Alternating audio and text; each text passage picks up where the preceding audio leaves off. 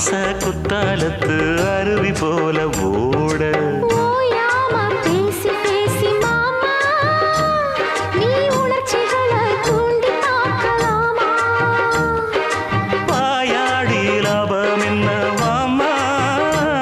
நீ விஷயங்களை ஆற போடலாமா வெச்சது யாரு சொக்கப்படி என்னவ பண்ணும்படி சொன்னத கேளு கண்ணுமணி சொந்தமும் பந்தமும் வந்ததடி சொல்லிக் கொடு சொல்ல சொல்ல கத்துக்கிறேன் விட்டுக்கொடு மிச்சம் இது தொட்டுக்கிறேன்